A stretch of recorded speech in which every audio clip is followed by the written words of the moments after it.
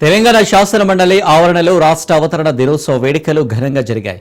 మండలి చైర్మన్ గుత్తా సుఖేందర్ రెడ్డి జాతీయ జెండాను ఆవిష్కరించారు. ఈ కార్యక్రమంలో ఎమ్మెల్సీలు విజయశాంతి, అద్దంకి దయాకర్, వాణిదేవి, రవీందర్ పాల్గొన్నారు.